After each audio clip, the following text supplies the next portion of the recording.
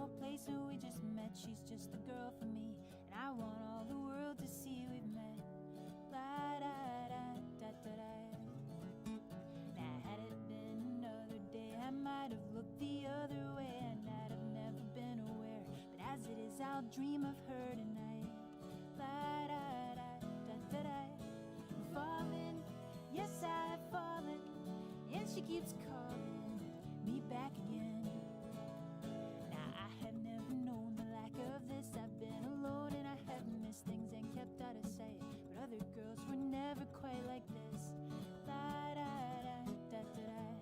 I'm falling, yes I've fallen, and she keeps calling me back again.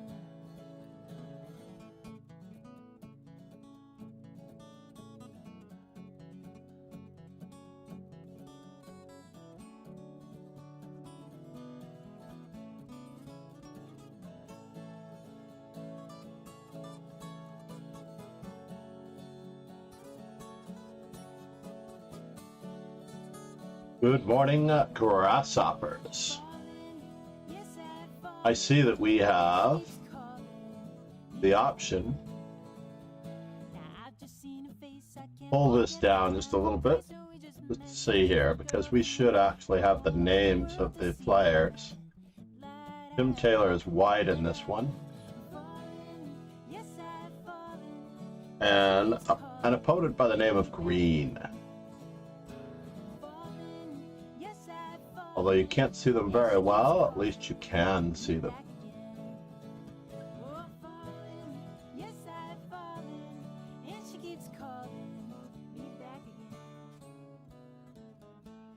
So we're here to talk about how to beat the Smith-Morra Gambit. Now basically, the Smith-Morra Gambit is a pawn sacrifice that starts on move number 3. As with all gambits, I grew up with the Steinitzian principle that you should accept a gambit if you want to refute it. So therefore, I've almost always accepted it. However, I never had a formal coach when I was growing up. But I also grew up with the impression that material was material, and therefore the opponent has to justify that material. And there are many players like this, like Bobby Fischer would always insist upon taking a pawn or accepting the gambit for the most part. And later in his life, he would even play the poison pawn variation of the Najdorf. Many of the strong players today do not need a remedy against the Smith-Morra Gambit. Most of the time, they're going to be biased with something they were given when they were young. And if something works, then why fix it? After all, the move knight f3, knight f6 is a perfectly acceptable move, and it does favor black to a great extent. And there's no reason why. For example, when Vichy Anand was facing the Smith-Morra Gambit as played by Mark Esserman, who wrote Morra Mayhem, the latest volume proposing the benefits of never take. Never take. Why not? They're down a pawn. Very hard to justify a gambit. Very hard. I mean, you can choose not to take if you're a positional player, David. But in general, though, you can either accept it or decline it. Either way, black is going to have a good position. So, for example, in this particular example, utilizing the pin on the knight, the most popular move for white is knight f3. And now black has a choice between whether they're going to be a knight c6 player, especially if you play knight c6 on move 2. You may have to transpose into this, so you might need a knight c6 system in this position. This is fully equal. And you can also start breaking down the center. If you're a d6 player, you'll never face the Smith-Morra Gambit deferred. Let me just mention why that is. So, for example, if you're playing the Sicilian defense as black, and they don't play the move d4 on the second move, if they preface it with the move knight f3, and you are a d6 player, it is very difficult to play the knight, to play c3 here for two reasons. A, it is a free pawn. B, black can also answer with knight to f6, and there is no e5 pawn push. At least no e5 pawn push that is justified. So for the most part, accepting it leads exactly right back to where we are in the knight c6 routine. And going back to the first initial position, if they play knight f3 and you're a knight c6 player, if they play the move c3, notice that our knight f6 system already has the move knight c6 involved. So we're going to have a system that involves knight f6 in mind. There's no reason to not think that we can't break down the pawn structure in the center. White usually tags the knight on d5 in the knight c6 systems, and then they have a choice between pinning and retreating. And in many of these, you can actually just, the way I learned it, counterattack in the center and you have a perfectly acceptable position. White's only means, I repeat, white's only means in this position of maintaining any form of equality or a chance at advantage is by capturing en passant. This is one of those original rules of chess that you just have to know about. Now black has superior development, a pawn remaining in the center with which to control the 4 center squares, and we could even start nullifying some of white's advantage with bishop e6. Let's go back for a moment, though, to the Smith-Morra Gambit. Now, the Smith-Morra Gambit is played on move 2, in general. There is the case where Bobby Fischer was hornswoggled into the Smith-Morra Gambit. After a6, he played the move d4, and immediately after his pawn was accepted, he realized that he was in trouble. We will see this game today. He was playing Victor Korchnoi in 1962 in the Curacao Candidates Tournament, and Bobby Fischer chose to offer a pawn in this position, even though capturing on d4, although it might run into a lot of trouble in this position, white just needs to know a few principles. A, the d7 pawn still is backward. And after the move knight f6, we can actually meet this in 2 different ways rather than knight c3, allowing bishop to b4, followed by d5, which is black's equalizing method. If white should play knight c3, black does pin the pawn. Pin the knight. And no matter what white does here, for the most part, black will answer with either d6 or d5 and have a fully equal game, because of this displaced knight from the center on a non-aggressive square, because white didn't have the move knight to b5 to go after the weakness on d6. Therefore, when Bobby Fischer answered with the Smith-Morra Gambit against a6, now this is called the O'Kelly Sicilian, named after an Irish player. Bobby Fischer did not really need to play the move c3. However, since he did, Victor Korchnoi gratefully accepted and then played very naturally as black to our mainline position that we reached today. And Bobby Fischer was unable to win this game as white. That should be the norm for the most part. However, after the immediate d4, what we're proposing here is to use rapid development, capturing the pawn, developing our knight to c6, and controlling the center with either d6 or e6. In this particular case, Tim Taylor plays the move e6. But this book, by the way, talks about the small center that we reach, and after all, there is no push if there's no danger.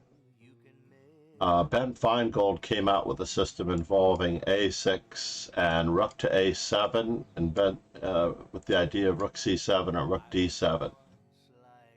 That is perfectly acceptable. For example, after the move bishop e7, queen e2, a6, rook to d1, black has a number of choices in this position to reach equality, including b5, bishop to b3, and again, we have rook to a7 with the ideas of placing the rook across the rank to c7 or d7.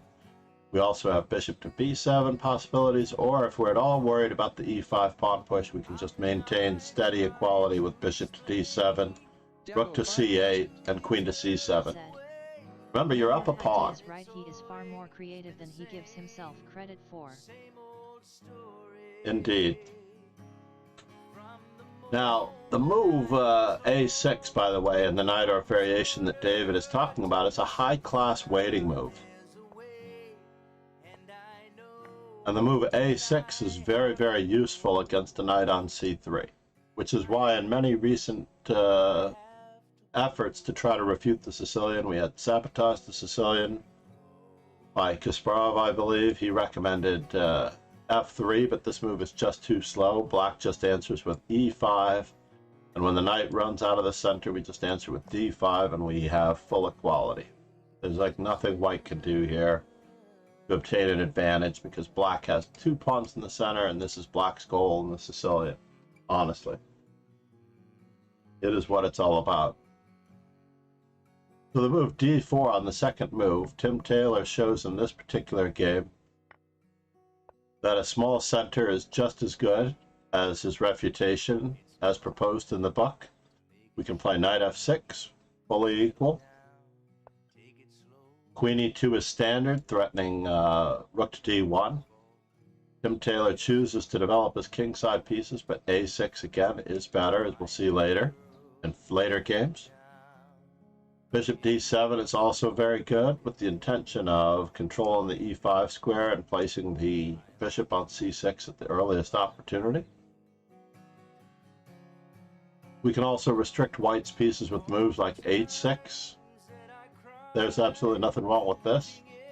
After all, white's primary purpose to keeping black under a lot of pressure is this removing the defender of the center with bishop g5, bishop takes f6.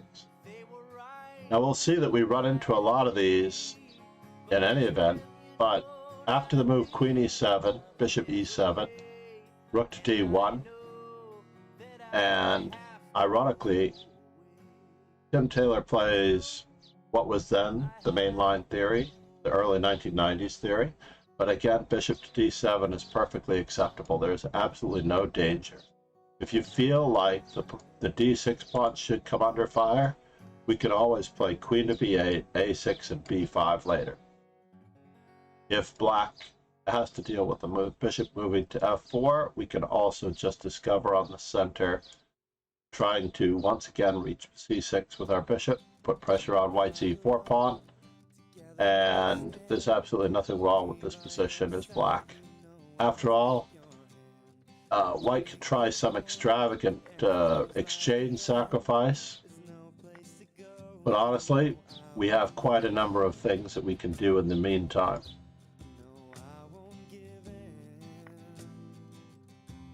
Now, bishop takes e5, queen to b6. We have to realize that we are up an exchange in this position. We just gave back the material, that's all. We're up an exchange, which is an improvement on being just up a pawn. So, should white try for the discovery on the queen and the rook on h8? We also have the simple retreating move just to keep things under control. Not sure if I can recommend queen to b6, but queen to b6 looks pretty good as well, keeping the queen active. But let's just keep everything under control with queen to e7. And after a move like rook to d1, we simply castle, and we are up in exchange for no compensation. So, if we are going to set about refuting the Smith-Morra Gambit, e4, c5, d4, c takes d4, c3, accepting it is probably the best way to learn the strength of gambits and the strength of play in general.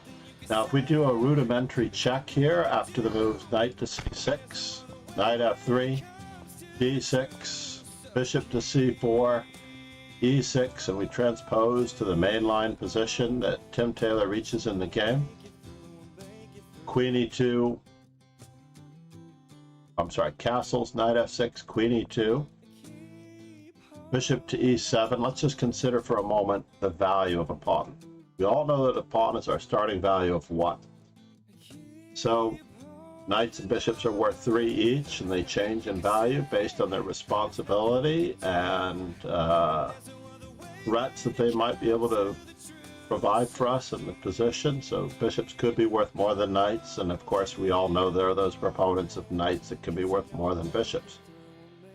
In general, bishops are better than knights, especially the bishop pair, because you have 2 bishops that may checkmate by themselves. 2 knights cannot. That's the hint that the bishops are this much better. An insignificant amount of value that we don't necessarily know the true worth of yet.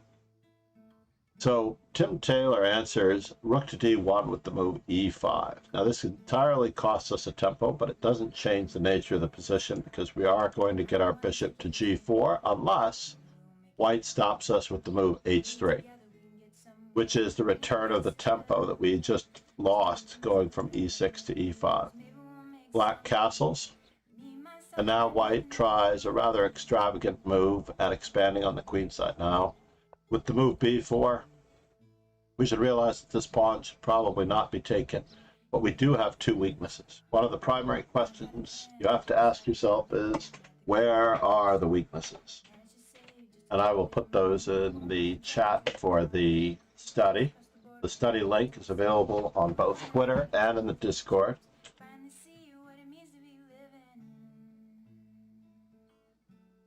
Where are the weaknesses is a very important question you should ask yourself every single time a move is made. Have the weaknesses changed? Is there something that is less protected? Is there something that is greater? Is there a threat? Basically, what is our opponent's intention? What's the big idea is the way that I phrase it. What's the big idea? Every time our opponent moves, we have to ask ourselves, what's the big idea? And in this particular case, is this knight going to really be bothered by that? Or will we have a square like a5? And the weaknesses that we spot immediately are the unprotected bishop and knight on the c file. So Tim Taylor immediately answers with queen to c7. Now white, of course, has to finish his development with bishop to g5, and he has managed to finish the opening 1 move ahead of black. Getting back to the value of a pawn, we have 3 advantages that we usually weigh up in terms of whether or not our position is favorable, who has more material, who has more space, and who has more time. Time is added up in the form of moves or half moves. So for example, it took white the same number of moves as normal to develop all of his pieces and connect his rooks. How many moves will it take black to finish the development of his side of the board? 1. In general, in the past, if you look at the traditional gambits, such as the 2 knights attack against the Italian game, you'll see that white usually sacrifices his pawn for 3 moves of time. That's an equal position. One person gets 3 moves of time to do with what they will, their development, activating their pieces, creating threats and whatnot, and the other person gets a full pawn. Now, at any moment, we might lose time, we might have to relocate a piece, we might have a weakness that needs to be defended, and then we are barnacling down on the position and we are losing time. But this is the only bishop that Tim Taylor needs to develop, and he just brings it out to e6, and having completed his opening, we'll see that white has a bit of space on the queen side as an advantage. White has quite a bit of space on the queen side as an advantage for the pawn, or as compensation for the pawn. Now, personally, white should have probably crippled the pawn structure for black, even though we lose control at d5 square. There's no more chances, there are no more chances, I should say, for an outposting of the knight on d5, and at the same time, close the windows in the background. As I see our stream is a little sluggish, even close our chessable window.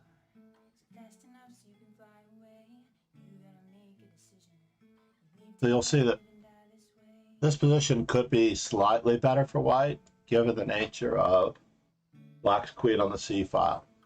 That doesn't mean that we can't fix it, though. We can't tuck our queen away. We can always tuck our queen away just in case it's needed. We can also try to simplify the position with knight e8. And in this manner, white should avoid the exchanges because they're down in material. If they capture on e7, we have a choice between queen e7, obviously, which is the best because we don't want any discoveries against our queen with the rook on c1.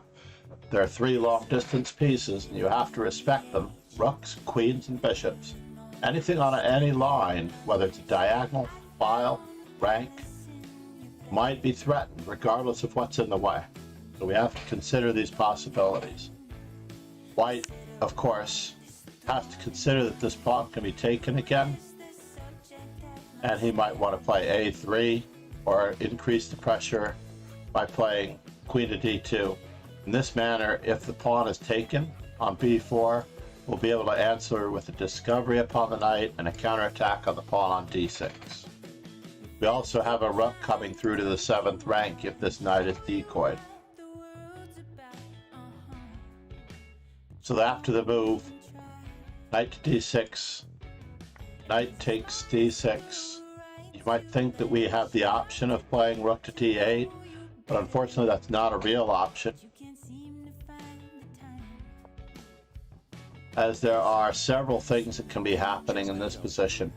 Said, how to beat Smith Morra, wait and let them self-destruct.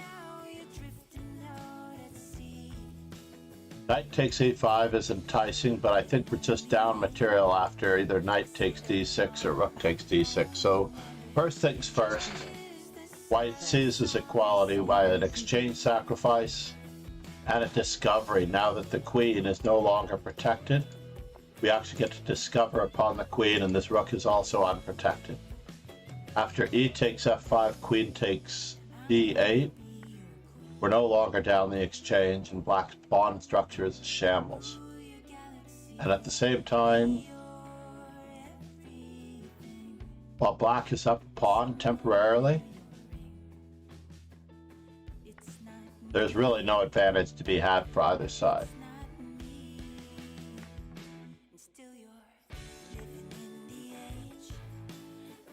There's no saving that pawn or any threats lost across the 7th rank. So how are we going to win this position? I mean, if anything, I think this endgame could accidentally be better for white if white were able to keep any set of pieces on the board. Getting back to where we were, though, accepting the gambit pawn.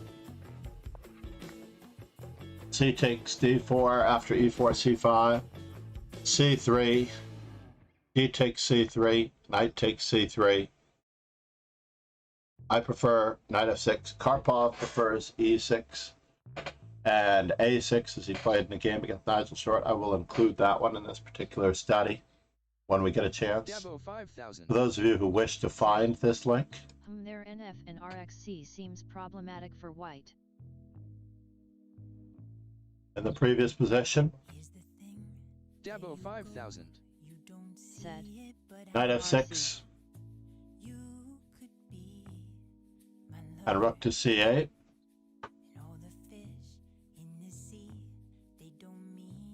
Yeah, well, in general, I do believe in black's position being up a pawn. In fact, I think the only person, I'm going to cross my fingers when I say this, the only person that has ever beaten me is Grandmaster Alexander Lenderman, and I will talk about his gambit as well. It's not discussed in the book How to Beat the Smith-Morra Gambit by Tim Taylor. It's just not discussed in this book because it's a rather outlandish idea that has to be ignored for the most part. One of my students brought this to my attention. Knight f3, e6, bishop c4. Isn't this a little ridiculous that we play the move bishop to c4 here? Possible that bishop e2 or bishop d3 could be a more useful move than bishop c4. But d6, our small center, we're ready to burst out at any time, as many Sicilians relish in the idea of punching white in the schnoz.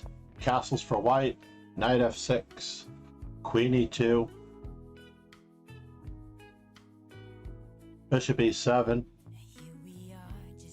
Rook to d1. This is a very simple and straightforward system to remember for white.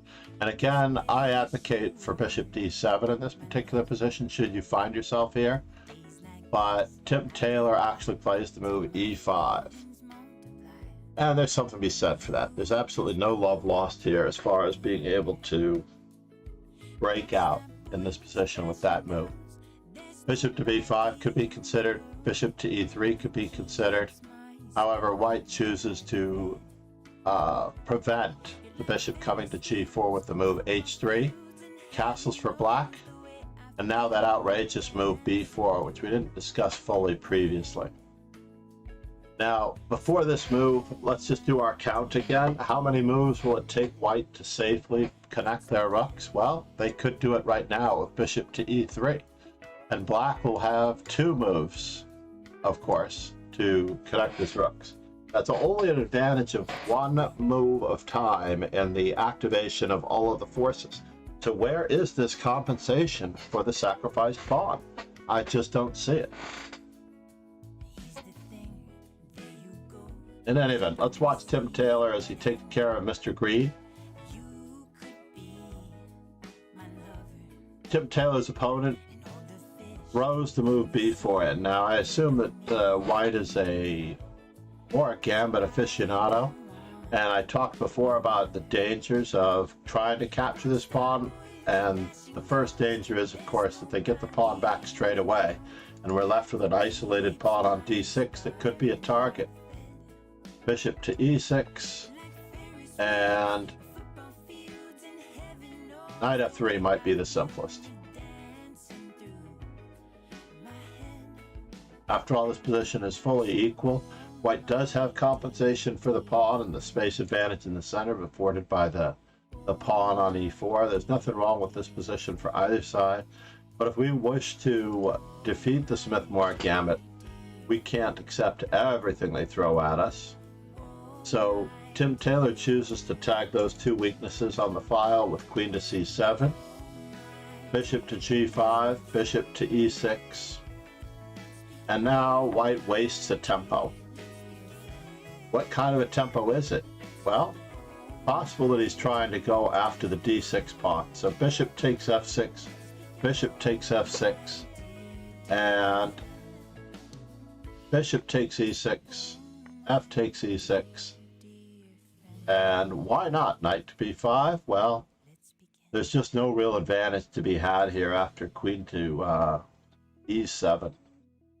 There is a bit of an advantage in the form of this pawn structure, but black has complete control over the center. There's no outpost squares for white's pieces on d5, as I mentioned before.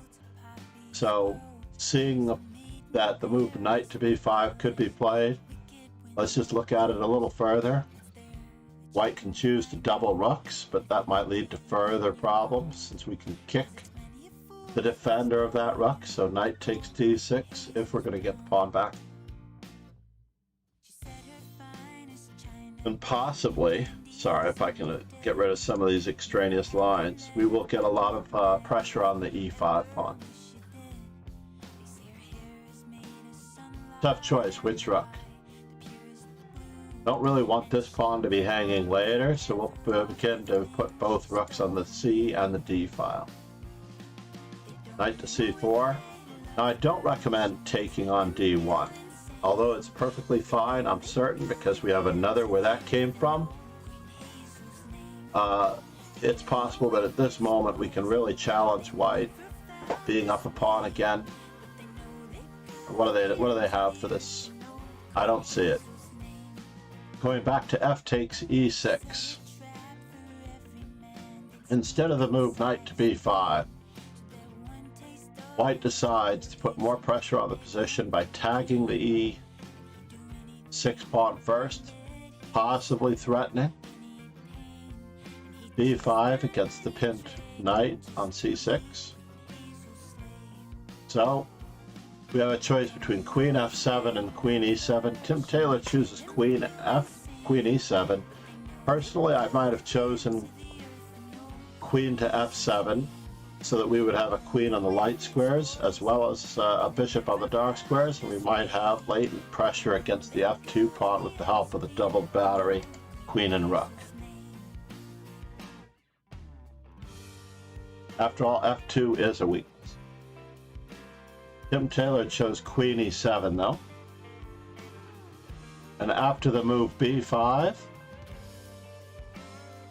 it's hard to ask white to batten down on the center, perhaps more circumspect was knight to e2.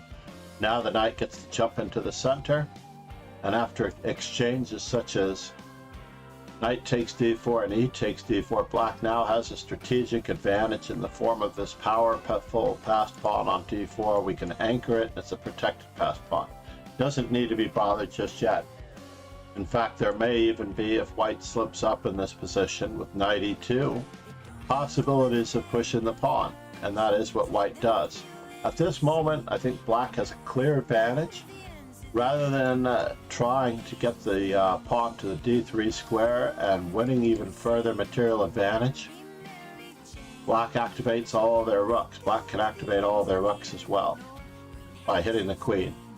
Queen to d3, probably recommended. We'll just play e5 and then double on the c file. The white chooses the move queen a4, tagging another weakness on a7. It's unfortunate that now white throws away most of its advantage for immediate material gain with d3. After all, this wasn't really necessary. Black could have just expanded in the center with d5, followed by e5 if necessary, or try to get his rook to the second rank with Hey John, just lurking while I do work, but has been a while. Hope that you are the family are well. Thank you, Chris. It is great to see you. MD, long-standing supporter of the stream. We're just doing a quick recap on beating the Smith-Morra. Someone played it against me. It didn't fare so well. I really don't believe in giving away pawns in positions where you already have a space advantage, where you already have a time advantage. The Sicilian is inherently a gambit for black of space and time. I hope you and your daughter and wife are doing well as well. Chris? I think my next tournament is going to be Nashville, Tennessee, July 28th. We are. July 28th and 29th, or 28th, 29th, and 30th. I'm not sure what the dates are. The Millennium Open. Said. I'm going to visit the Nashville Chess Center while I'm there, hopefully. The wife and I are going to drive down. Our car is no longer big enough. We've got a much smaller car now since the last one was taken out by the flood. The car is no longer big enough to travel with the entire family unless we have two cars driving down. C'est la vie, right? C'est la vie. So in this particular position, Tim Taylor goes for the immediate gain of material. And unfortunately, he has to deal with the knight blocking the bishop from obtaining his goals. Bishop takes d4, queen takes d4, and now a rook reaches the 7th rank. All of this seems really good for black.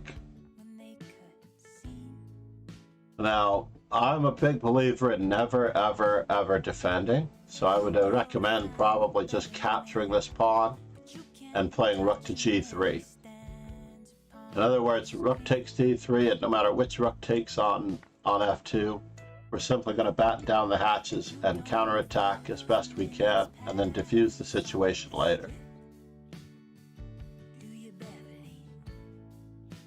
Tim Taylor, on the other hand, unfortunately chooses the route. Tim Taylor's opponent chooses the really passive move, rook f1, and right now black's advantage is increasing. Tim Taylor chose queen to h4, although he also could have just put it on f6, offering the exchange of queens. After all, had he chosen queen f6, putting triple pressure on the f2 pawn, and if white tried to opt out of this, we have a number of possibilities, not worst among which are rook takes f2, possibly playing queen takes a1 check as an interim move, or even better, putting a rook behind the passed pawn on d3 and driving that pawn home. Because even now, for example, if this queen is off in limbo, even now we're still threatening the move. Rook takes f2 and queen takes a1 check. Because the rook on f1 is overworked. So as it turns out,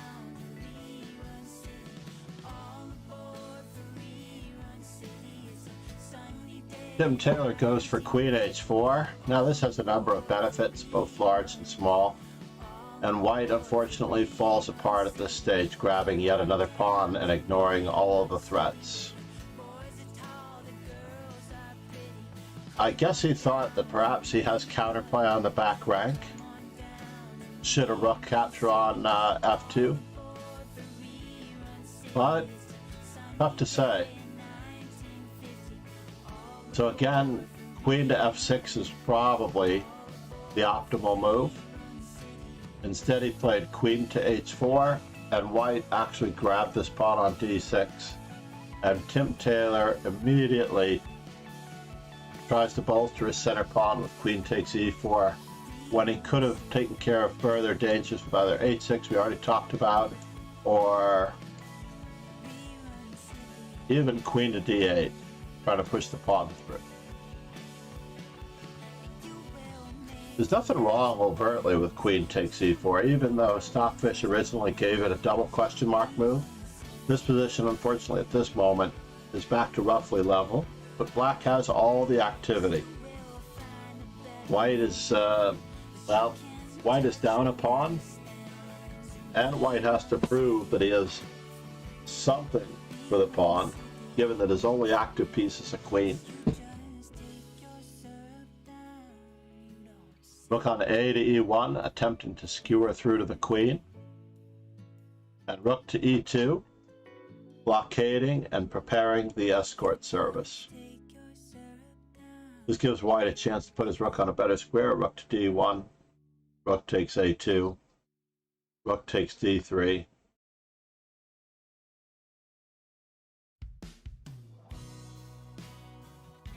And rook to b2, tempoing another weakness. Now remember, black still is up a pawn. This time it is the outside or candidate passed pawn on a7. Rook to e3, queen to d5, move that attacks and defense at the same time. Queen to e7, rook takes b5, rook takes e6, rook to b2, and you can see that the pressure is mounting once again. This queen doesn't need a second invitation to try to offer a trade of queens and put more pressure onto the f2 pawn. This pawn is already guarded, by the way, with the rook, so I wouldn't be too worried about the b7 pawn, and these two pawns can march in tandem. Queen to c5, b6, queen to e3, queen f4 again. Remember, we have a winning endgame. Even though we have two rooks on the board, there's a certain amount of play. White's rook is reduced to passivity. It doesn't have that much to do. So, queen e1, a5, you're gotta get those boys marching. Rook to e7. Is this really a threat? Is it? Is it really? a4. Queen e6 check. King h8. And rook to e8. Time to deal with the back rank mate threats.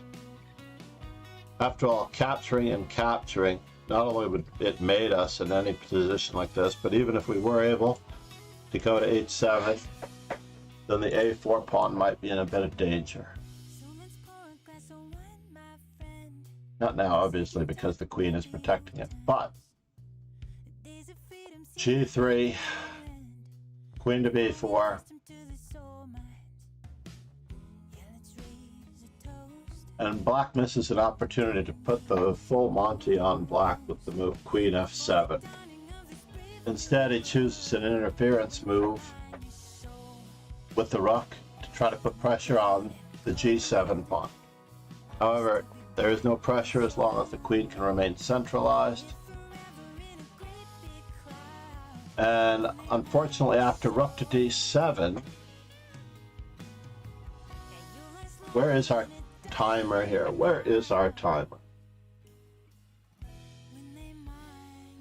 Candidate moves for black in this position. I actually got this earlier in the week, the same exact tactic. I know you suffer. You suffer. And I know you worry.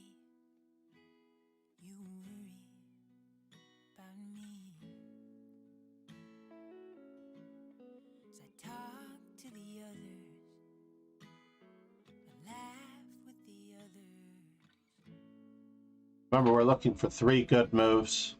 Chances are you won't make it to 3 good moves, because there's actually no wrong answer here as long as you're capturing on f2.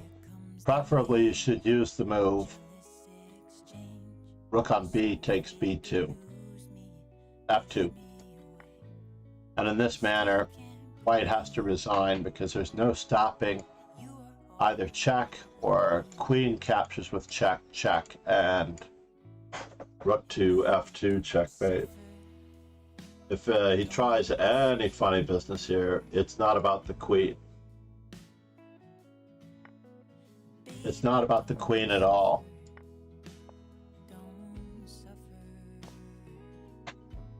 So this is unfortunately what gives. In our next game, we get to see the white side of Bobby Fischer's game against Korchnoi in Curacao 1962. Now at this moment in time, you have the O'Kelly variation, and there are several good moves in this position that white can play. Bishop e2 is a perfectly acceptable move. There's still nothing wrong with knight takes d4, and there's absolutely nothing wrong with queen takes d4. All of these moves are playable.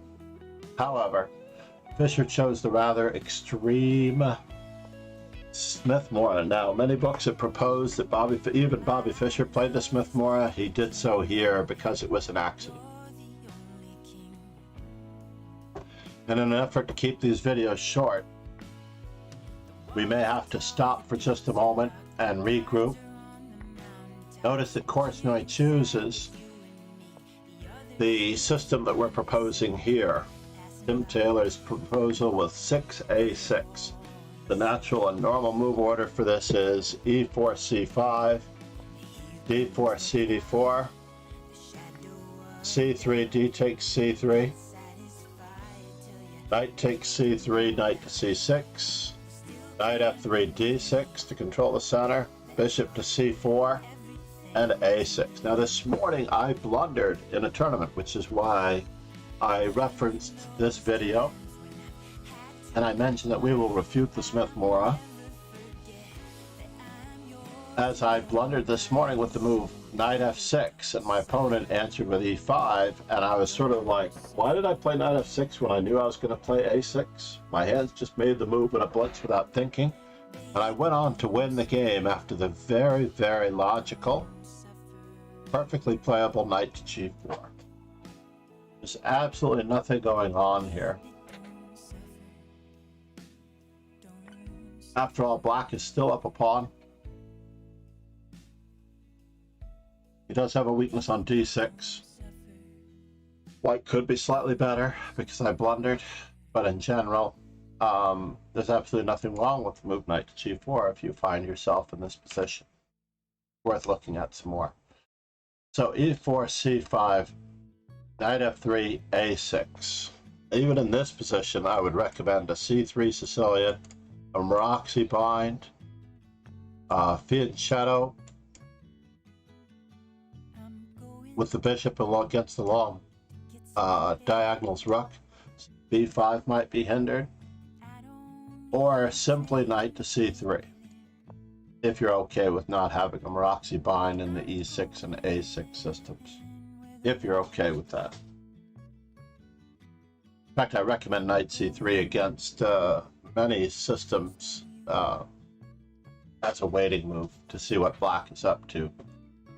So c takes d4, c3. This is Fischer is white against Korchnoi at Curacao 1962. D takes c3, knight takes c3, knight to c6. Bishop to c4, d6. Castles for white. Knight f6, there is no danger now. But it's interesting that Fischer chooses to move bishop to g5 to get control of the d5 square. Other moves that might be better are bishop f4, bishop to b3, or maybe even just queen to c2, clearing the rook, clearing a square for the rook on d1. However, bishop to g5, e6, queen e2, bishop e7, rook on f to d1, queen to c7, as we talked about before, the attacks on the center and so forth, rook on a to c1, castles. Bishop to b3, after all, there was some pressure by the queen on the bishop, but now there's pressure on the queen by the rook. h6, bishop f4, e5. We're now achieving the Tim Taylor position with a gain of time. As white's bishop going to f4 has forced black to give up the d5 square for a small period of time. A small period of time, Money Penny. Now, Korchnoi finds the best move here, queen to d8. I don't necessarily know if I would have found the best move here. I might have played it more along the lines of queen to b8 or queen to a5. I'm a forward-thinking player. However, the move queen to d8, knight a4 seizing upon, knight to d5 seizing upon the dark squared weaknesses, seems to force. Now, we talked about the knight being worth a knight on the 3rd rank. If a knight is outposted on the 4th rank, it'll be worth a bishop, and a knight on the 5th rank is worth more than a bishop. Therefore, after knight takes d5, bishop takes d5, bishop to d7.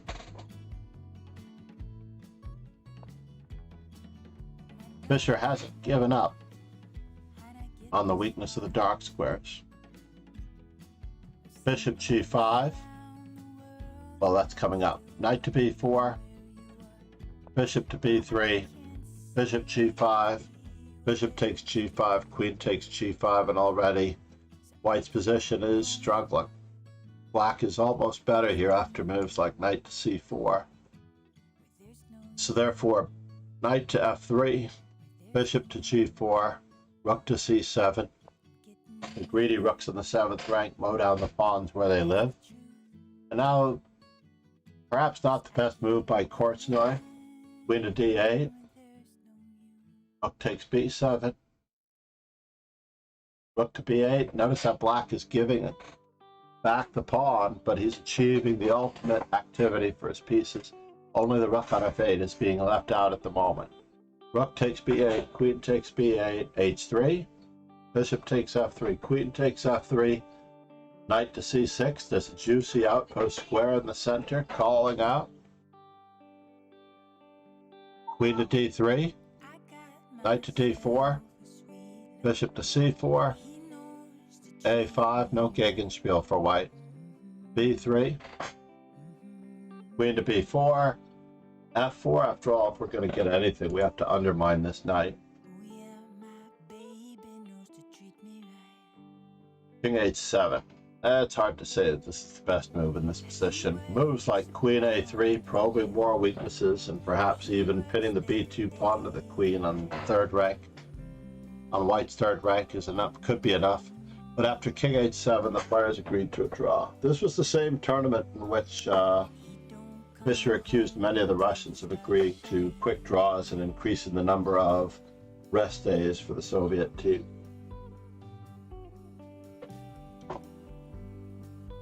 We're going to come back shortly with How to Beat the Smith-Morra Part 2.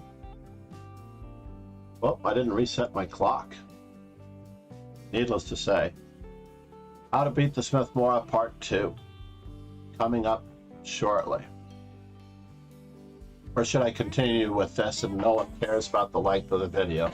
Let's continue going. Now, Larry Evans, a very good friend to Bobby Fischer. Larry Evans, who co-wrote the book 60 Memorable Games with Bobby Fischer. I'm curious if that game from 1962 is in Fischer's 60 Memorable Games. Let me just humor me for a moment while I look in my newer copy of this.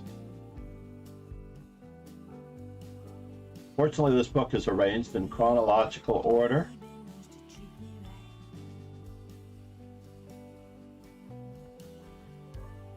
U.S. Championship 62-63 is held at the end of the year. Stockholm 1962.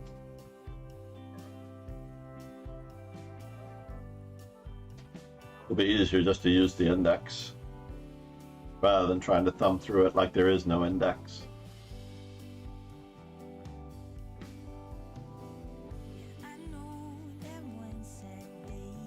Now, from Curacao, he only includes 2 games against Paul Keres, one where he is white and he drew, and one where he is black and he won.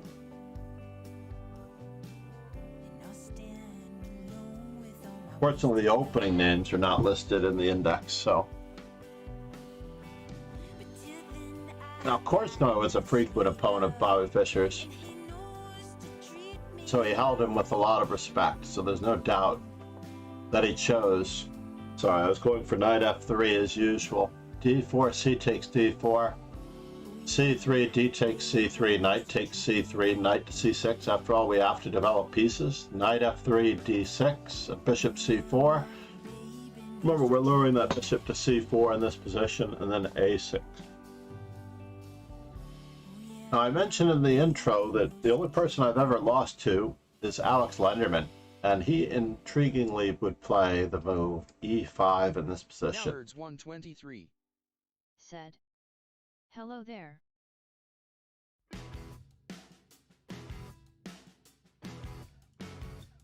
No words. How are you? Good to have you, man.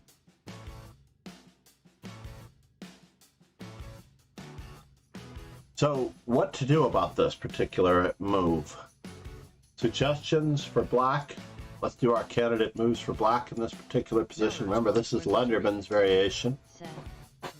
His suggestion for an advantage for white.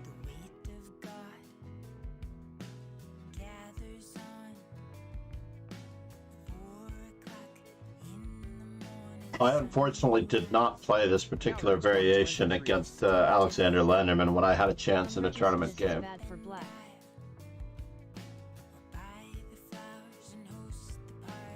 No, by no means is this bad for black. In fact, there's more than one move here that's fine for black. Again, you're looking for 3 moves in this position. They don't have to be the best moves, you just have to compare them after. Now, when I first was faced with this particular variation, of course I wanted to accept the second pawn. But after queen takes d8, knight takes d8, white achieves a rather serious advantage with the move knight to d5 threatening. Knight to c7, and if we make some lame attempt at trying to defend against it with king to d7, our pawn on e5 is captured and we're in further trouble here because we're going to be walking into discoveries of all sorts. And this is not where we want to be. At all. Not at all where we want to be. Going back to Lenderman's novelty on move 7, with e5, capturing, queen takes queen, knight takes queen. Knight to d5 does lead to a major advantage for white. There's just no doubt about it. Therefore, we cannot capture. Going back to Lenderman's move, novelty on move 7, if we capture, queen takes d8, we're going to have to answer with king takes d8, and then there are further problems in this position.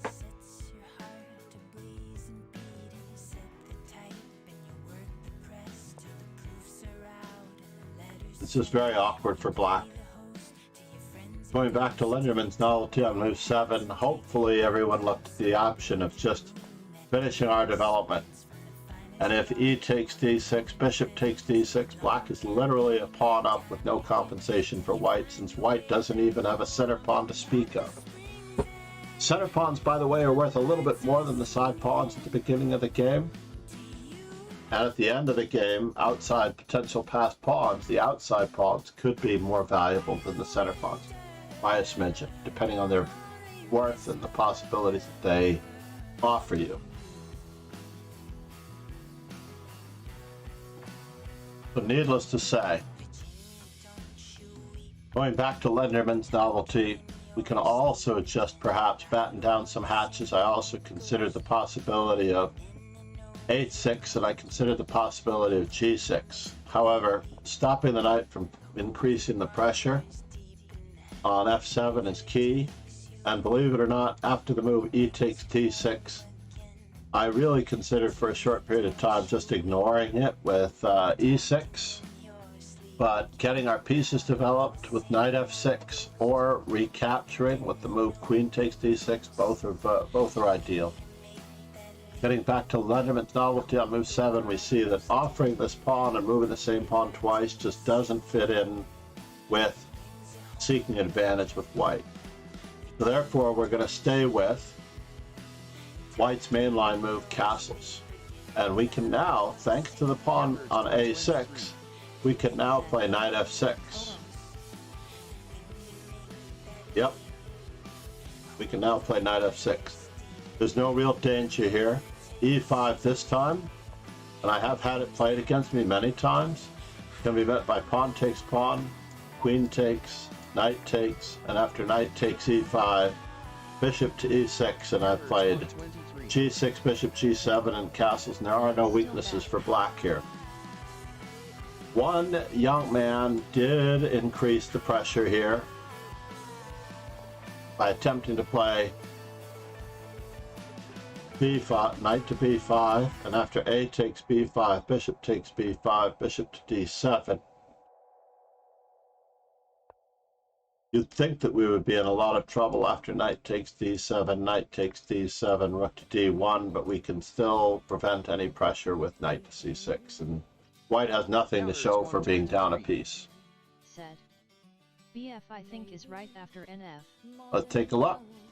Going back to castles on the 7th move instead of Linderman's novelty with e5. Knight f6. Bishop f4 runs into the possibility of black playing e5, and we already saw this in the first game that we looked at today, Mr. Green versus Timothy Taylor. Not even waiting for the pawn to go to e6, encouraging this pawn to go to the e5 square. After all, there is no real weakness on f7. It can always be guarded, and the bishop is always hanging.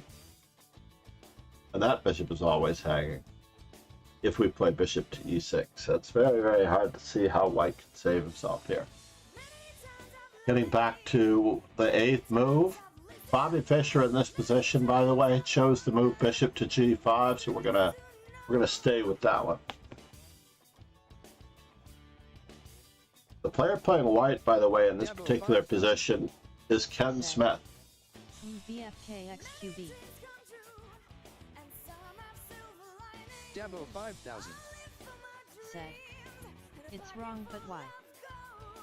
It's wrong, but why? It's a good question. Go back for a moment.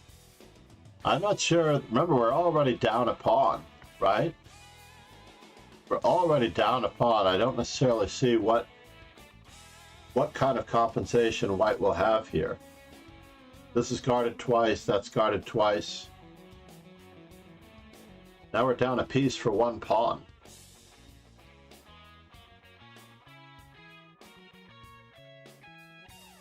I take that back.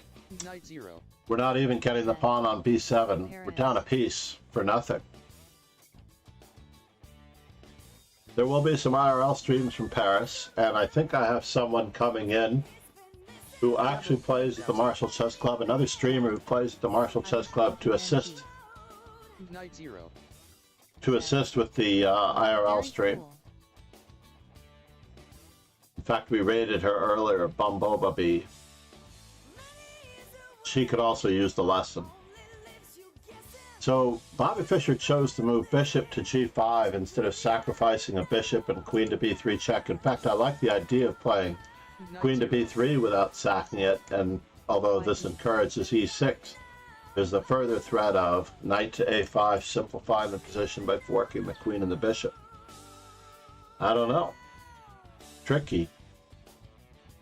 Yeah, if you haven't yet subscribed to the YouTube, now is your time. We've been slowly picking up subscribers, working our way past the 1/3 of the way to 1,000 subscribers mark when it can be monetized. Maybe I'll get $1 a month, who knows. But every dollar counts, to be honest. In the summertime, I don't have that much income. And I have to get back to another possible chess camp option for the month of July, even though I'm away in Paris when I come back. Just going to cross my fingers that my travels don't get in the way of earning money. One thing for all the younger viewers out there, let's just say you are earning the minimum wage of $15 an hour or $17 an hour, whatever it might be at the moment. Let's just say you are earning $15 an hour. If you're not working at all and you're refusing to take that $15 an hour job, you're losing a massive amount more of money than you realize, because that $15 is actually $30. It's actually $30 or more dollars. That minimum wage job is actually worth twice as much in value, because you're not just making $15. That's $15 you would have spent anyway in the course of living. So therefore, if you don't have $15 coming in, and you're spending $15, that means that you are really, really going in the wrong direction with your finances. I'm using the minimum wage as a precursor here. But let's just imagine for a moment that you're working double shifts all week long at $15 an hour and you have no time to spend the money. Then you're earning like 3 or 4 times, because not only are you getting $15 that you were going to spend anyway, right? So instead of being completely out $15, you now have $15 that you can actually do something with in the normal course of living. So after the move bishop to g5, I have made the mistake in this position of going for the pin on the knight and then losing the game almost immediately to the move queen to b3. The b7 pawn is hanging, the f7 pawn is hanging, and I've had to grovel in this position.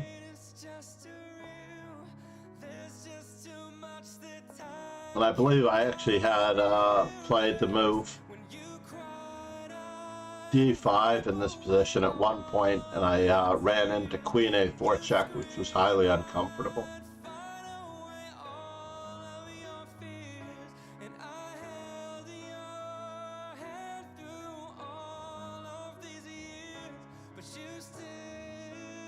So therefore, it's better just to play the move bishop e7 and just get our kings out of the center. Now, white is slightly better in this position, and I am no longer up a pawn as black, and my main mistake was playing the move bishop to g4 against bishop g5.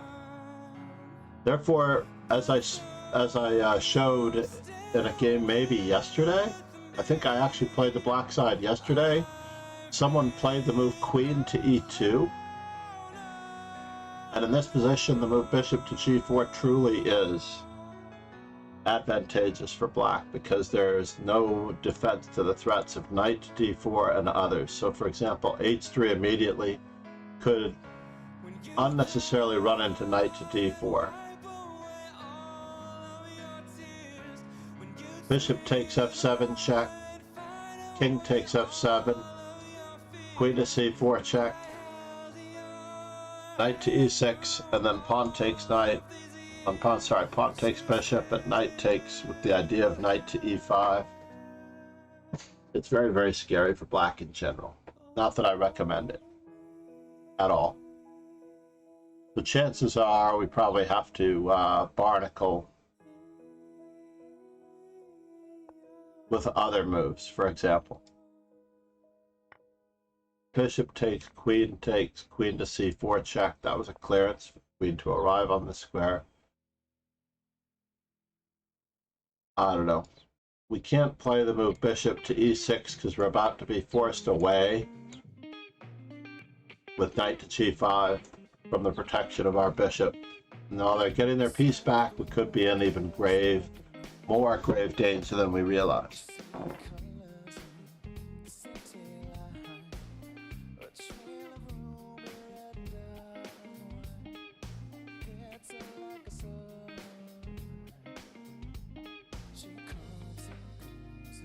King to g8, knight takes e6, queen to c8.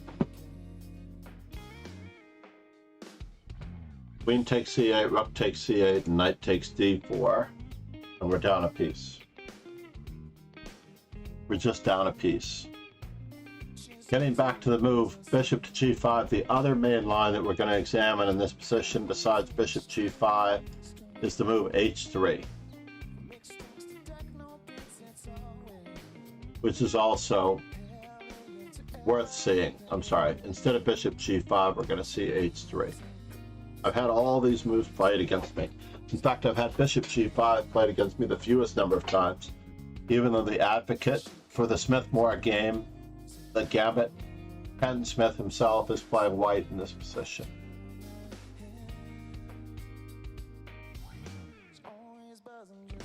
In any event, instead of h3, bishop to g5,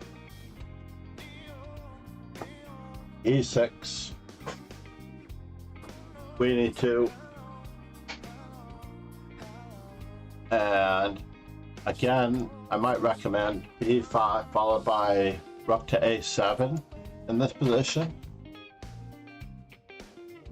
After all, the bishop's not going to e3 anymore. Many people who play bishop to e3 on the 8th move instead of h3 or instead of bishop g5 or instead of queen e2, those that play bishop e3 on the 8th move are merely trying to prevent the plan, the Ben Feingold defense.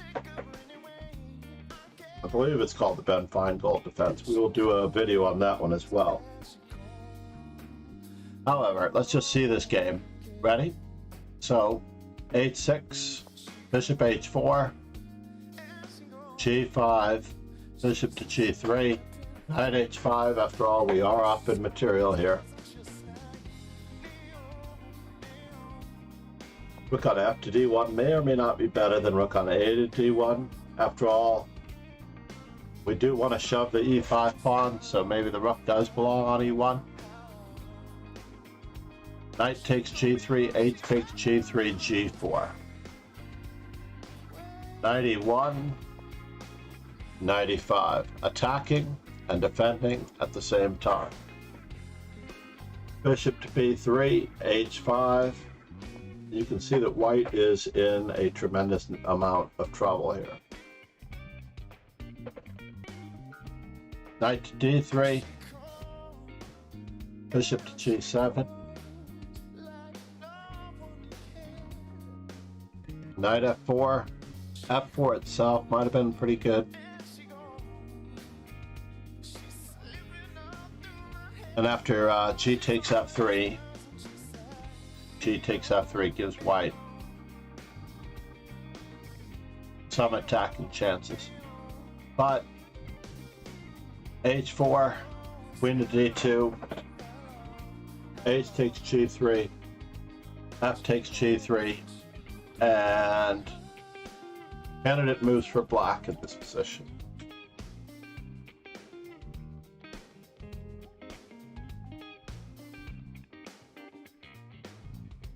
There are a few moves that are very tempting here.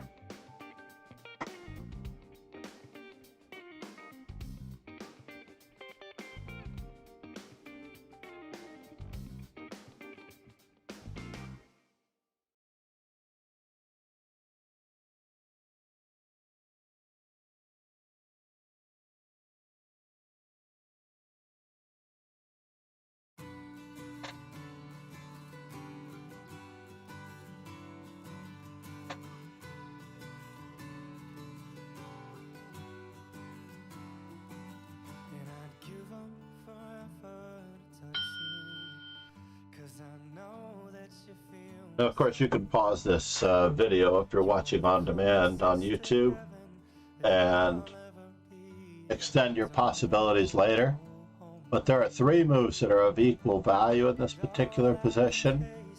One of them might be to prevent the attack on the d6 pawn with bishop to f8.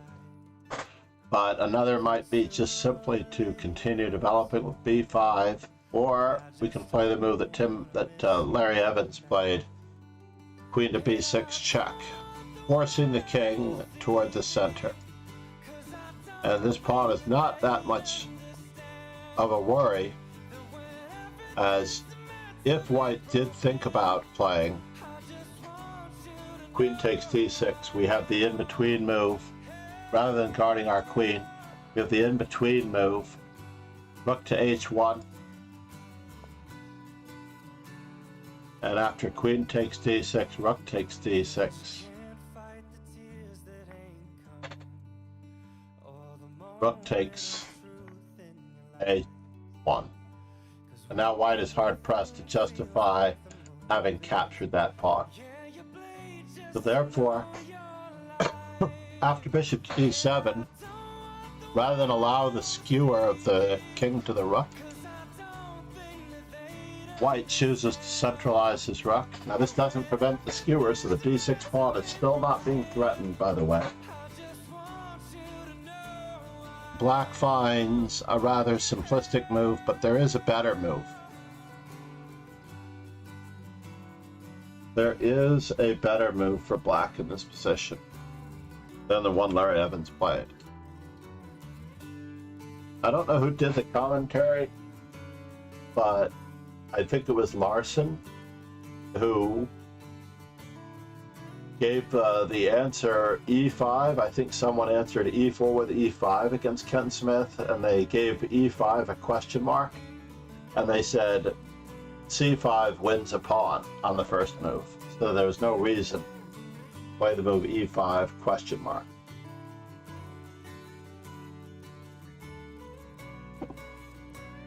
Those were the notes to the San Antonio tournament book of 1972.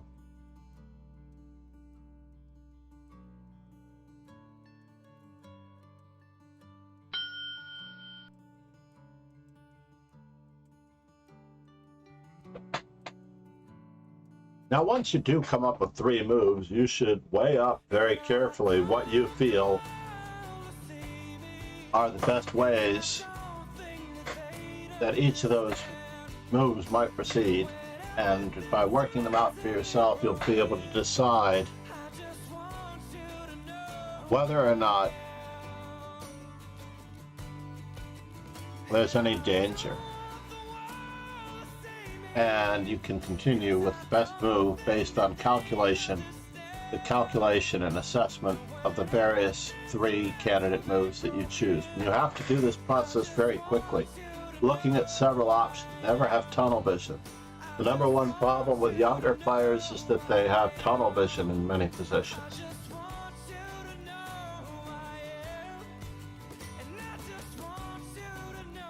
So obviously, it's not hard to see, but the best move in this position could be knight to f3. There's nothing wrong with knight to c6, or with Larry Evans's played move, rook to d8, intending, if white actually took care of the problem of the skewer on the back rank, playing bishop c6 and guarding the pawn a second time with lesser valued piece than a queen. However, knight f3 really puts the question to white. After all, we are threatening all sorts of things. Number one, winning material possibly with queen to g1 check, king to e2, knight to d4 check, and rook to h1 check, and knight to d4 check. And once again, if the move queen to d6 should occur, we have rook to h1 check, king somewhat forced to e2, We once again remove the defender of the rook on c1. And although they are getting a piece back, there's no substitute for the dangers that are about to fall on white after the move. Bishop takes c3, b takes c3, g takes f3 check, king takes f3, and rook takes c3 check, followed by doubler, and maybe even further activating. Black is still a pawn up, all the pieces have come off the board, and we're up in exchange because of that skewer on the first rank. So going back to rook on a to c1,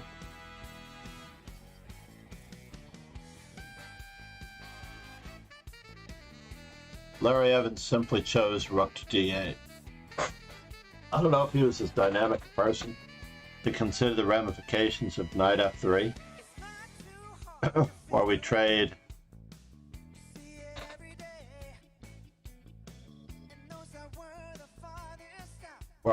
off a knight to force the win of the exchange. But Kent Smith decides to abandon the first rank with king e2, and Larry Evans does indeed find the move knight f3.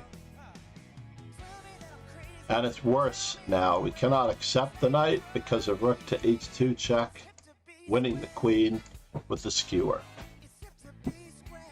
So we can't allow that to happen. We can't allow rook to h2 to happen. So he has to play a move with his queen. Knight to d4 check was the move that we talked about before, forcing the win of material.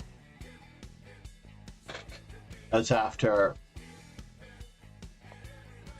the king running, which happened in the game. Knight takes b3, a takes b3, queen f2, knight on c to e2, bishop to b5, queen to e3. Now white doesn't really want to trade queens. Queen takes e3, queen takes e3, e5. We want further exchanges. Now bishop takes b2 should have been considered. There's absolutely nothing wrong with bishop.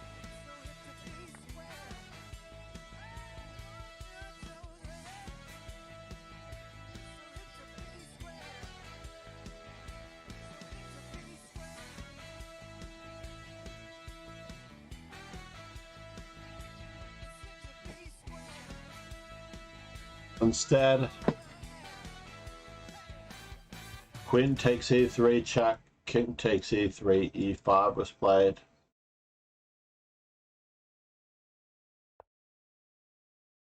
And after knight to d5,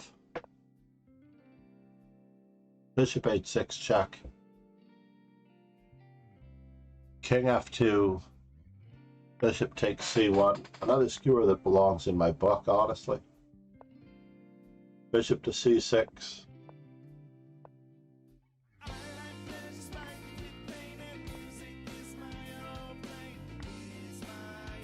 Opening further lines. Threatening a fork on d4. I mean, what kind of compensation does he have for this pawn?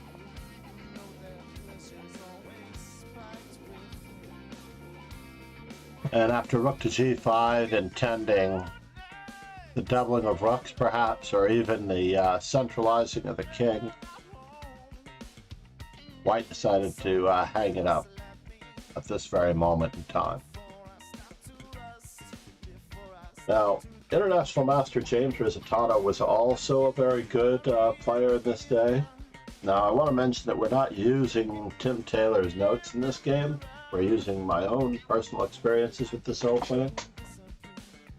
But we are recommending that you buy the book. It's been out of print for some time. I'm sure Tim Taylor would love to sign it for you if you are at a tournament with him when you get a chance. I don't know, but I believe he lives in North Carolina now. Here we go. Next session, e4, c5, d4, c takes d4, c3. Again, today, most of the modern grandmasters are biased to their youthful recommendations and usually just play knight f6 and don't even bother refuting the Smith-Morra.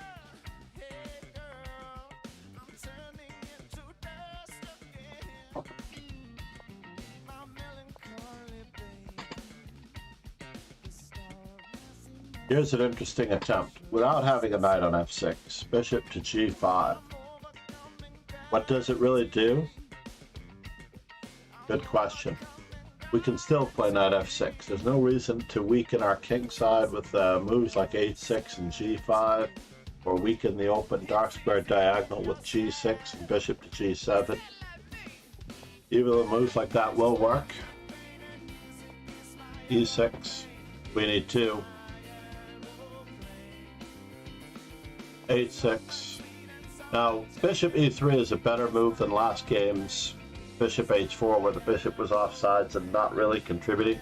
As we saw in the Fischer game earlier, there are weaknesses on the c6 square. I'm sorry, on the dark squares, the b6 square that we could need to deal with. Therefore, knight to g4 goes after the bishop pair, and black has managed to relocate his knight to the outpost square on the 4th rank, where his knight is improved in value. Knight takes e5, knight takes e5, rook on a to d1. Now this looks like compensation for the pawn. White has many active pieces and black does not have anything developed at all. There's a small problem with this though, as white is going to get stuffed by a future knight to d4 at any time. So bishop c5, queen to g4, queen f6, king h1, castles for black, queen to g3,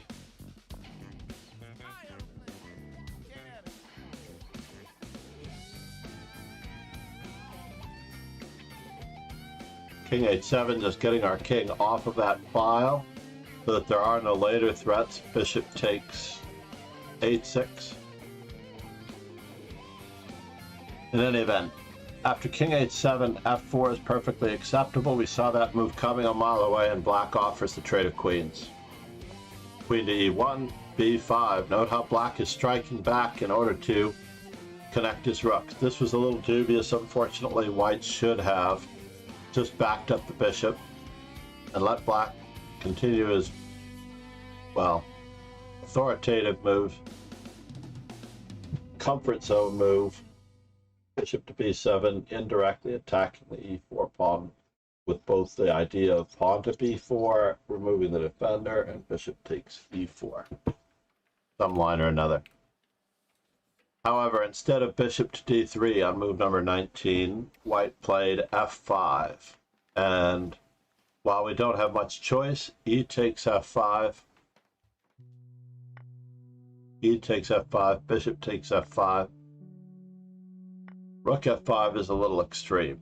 Is that really necessary? Perhaps we can fight for the e4 square by playing bishop to d5 and knight to e4. However, instead, white goes for bishop to d5 white should play bishop to d5 right away. Instead, he played rook takes f5. B takes c4, queen f1, double attack it seems, but his queen is really tied down to the rook on f5. Suggestions for black, candidates for black. Alright, I just need to take one quick break while we have this 45 seconds to think about candidate moves for black.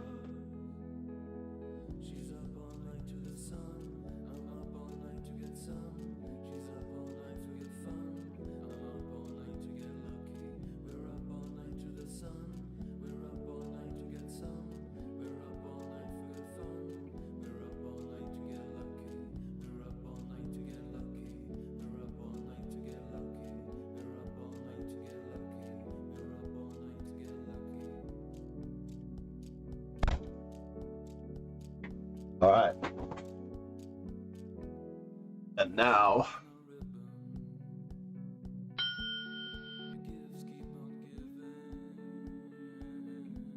If you haven't thought about it already, ideally, there are 3 moves that are screaming to be played, either the occupation of d4 by the bishop, perhaps even the knight, or the use of our unused piece on a8. One more question that we have to ask ourselves every time we are considering the possibilities are, which are the best or worst placed pieces?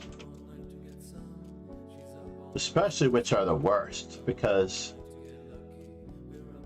our worst placed piece is going to drag us down.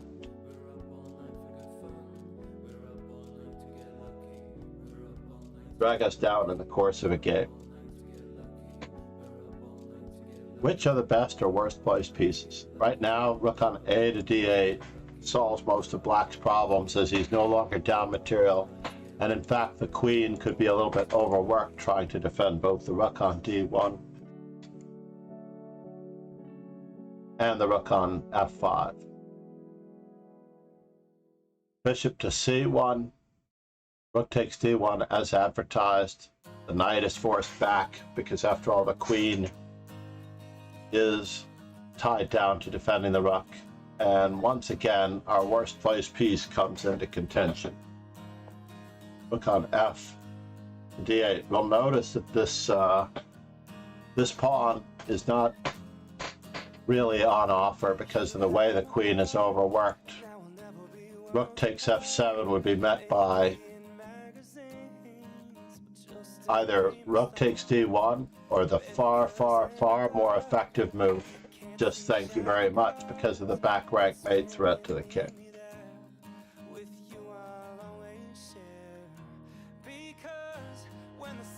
As it turns out, after rook to d8, white does need to improve their worst placed piece. The knight takes a lot more time to get back into the game, and our second candidate move from before, bishop to d4, comes into play. Knight e4, knight f7. It's time for a little bit of an eviction notice. Now you might be wondering, what do we really have? But exchanges favor us, so that after rook takes f7, queen takes e4, rook takes e7, we actually are going to pester the back rank in the most annoying of forms with queen to d3. And right about now, black realizes that with the dangers to the back rank and to the rook on e8, so for example, after white resigned, if he does try queen to e1, we have both rook to f8 winning material immediately, or the move that appeals to me most is perhaps bishop to c5 threatening queen to d1. Not as effective as I thought, because he could answer queen to d1 with rook to f1. However, we can try to continue to overwork white with moves like c3 and c2, so that if the pawn is taken, the queen has no more squares on the first rank that are really that much of use. Queen f2 holds out for a little bit.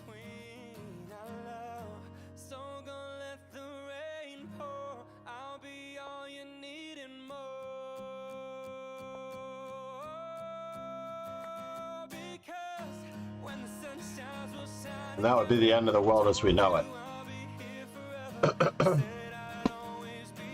In our next game,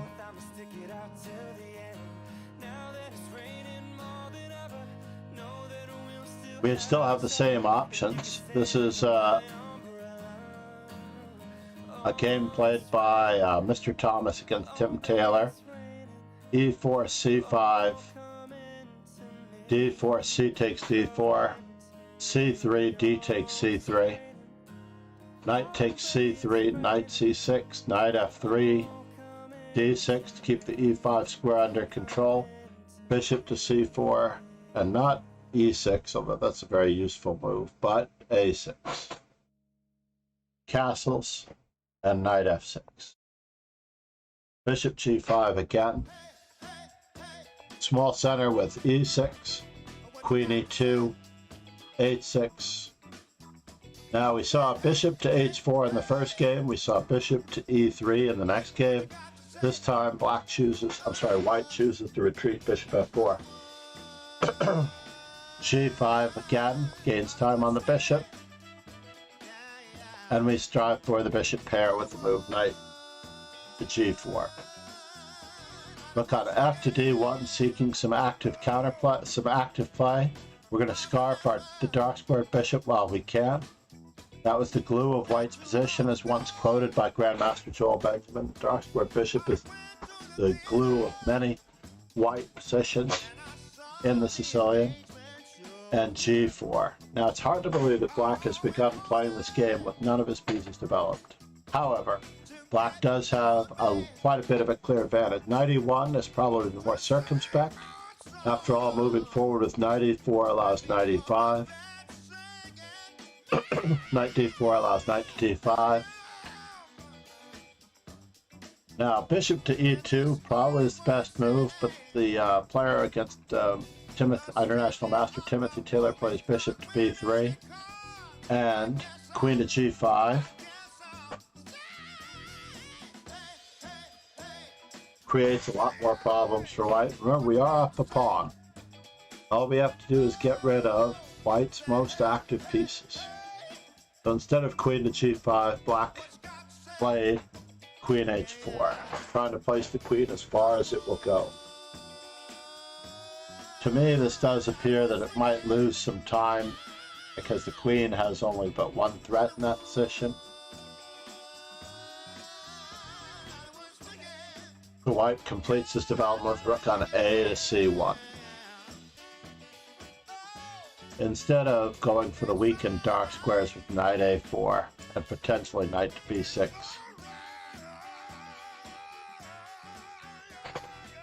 So rook on a to c1. Bishop e7, queen to g3. After all, queen captures are what we were after. b5, threatening bishop to b7.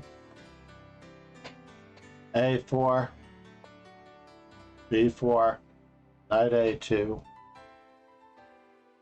a5, knight to b5, and finally a real threat. Or is it? We just cast.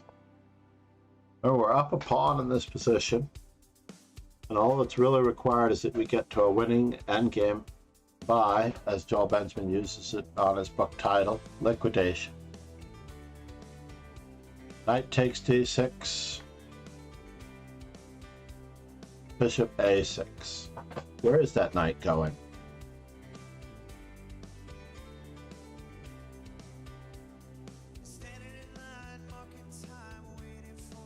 Knight to c4. Bishop to c5 check.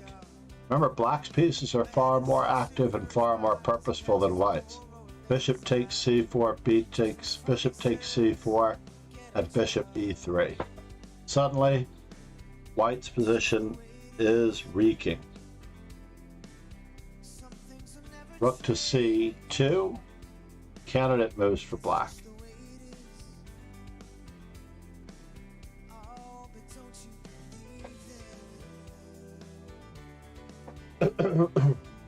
Now, even if you don't think you're getting stronger because you get the answers wrong, or either you don't think you're getting stronger because this is something you could do in any old game, the more you look for candidate moves, the better you will become at finding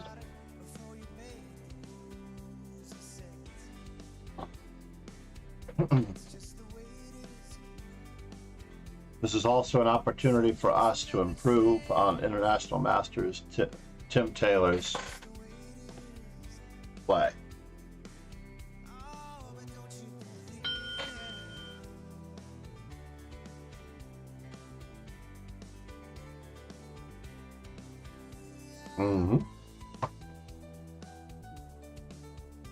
Personally, this is where are the weaknesses? in this position. Where are the weaknesses? Well, we have the possibility of playing the move pawn to b3, forking the rook and the knight. And if we have support on that pawn going to b3, it could be a weakness. We also have the weak back rank problem.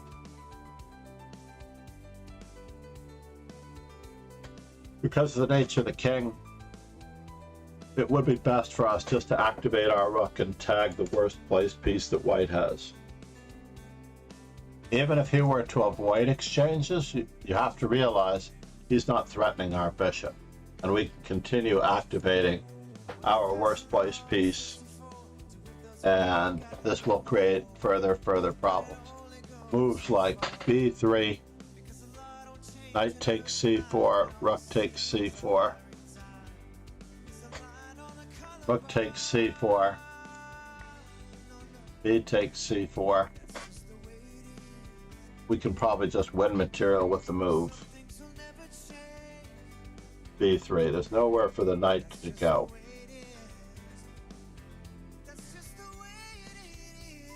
So that after the move, knight to c3, this fork would probably end the game in our favor.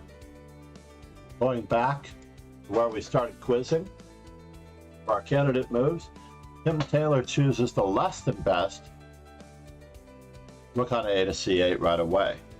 Maybe because he thinks he can tie down the bishop to this rook. But after all, white could also play the move b3. But instead, just anchors his bishop maybe. Knight takes, rook takes, rook takes, pawn takes, and b3 is just as lively a threat as it always was. So therefore white chooses bishop to b3.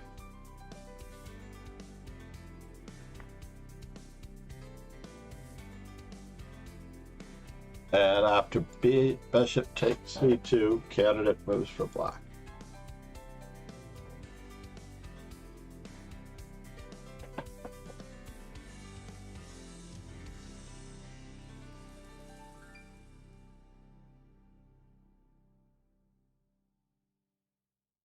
What to do, eh? What to do in this position? I'm very thankful for the couple of viewers that are on YouTube at the moment. I'm not so thankful for the lack of candidate move suggestions, because you just have to put yourself out there. You might be keeping your candidate moves to yourselves, but don't be afraid to test the waters and see if you have the answer right or wrong in a public forum, such as the stream.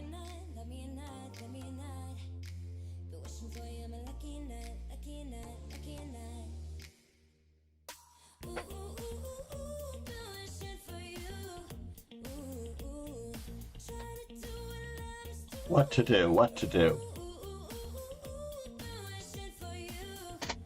Wow.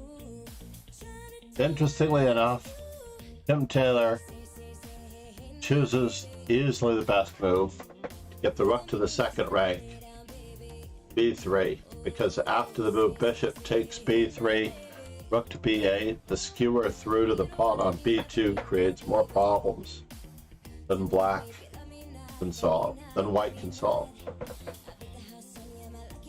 He desperados his bishop, which seems so strange. But there's literally nothing he can do here. If he tries,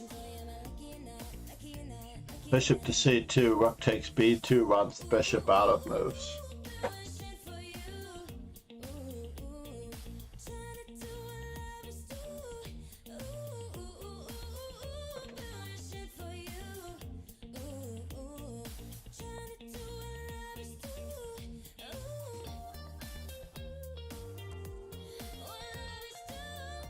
So after rook takes b2, it's pretty hard. White is pretty hard pressed to find a good move.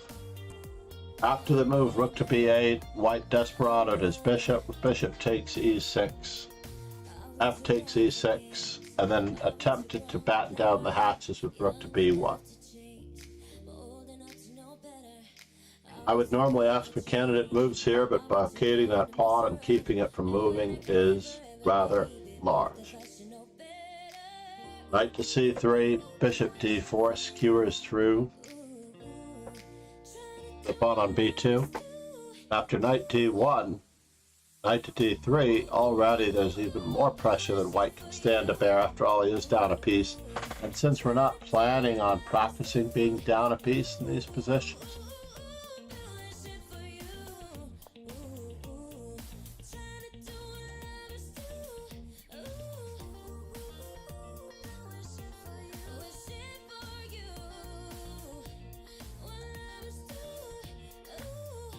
knight to b2, there's literally nothing that he can do here for the most part. Knight takes b2, rook takes b2 check, and the a pawn falls.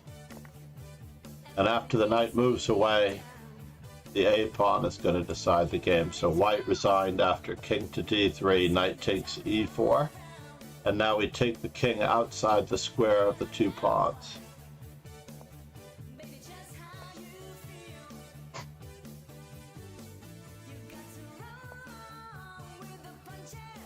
Now we only have about 20 minutes to freshen up. Now we can't capture because of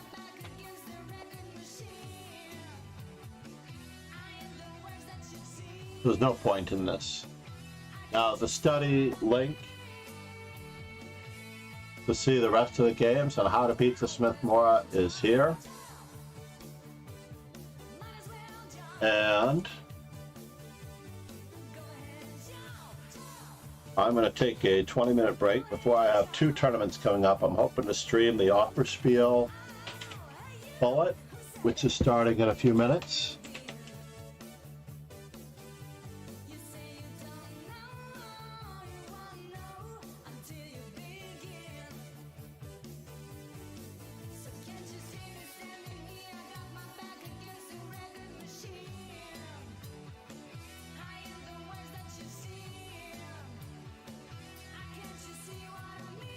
And maybe, just maybe, I'll get my game against Bumbo Babib as the queue winds down. Thank you all for being here. I hope you enjoyed the stream. That was in a nutshell how to defeat the Smith-Morra with 6 easy moves, and you can play chess after that. Basically, you're up a pawn. Please enjoy. Best way to refute a gambit is to accept it. So in other words, a pawn is worth 3 moves of time. Give a quick shout out to one of our sponsors, Chess Informant.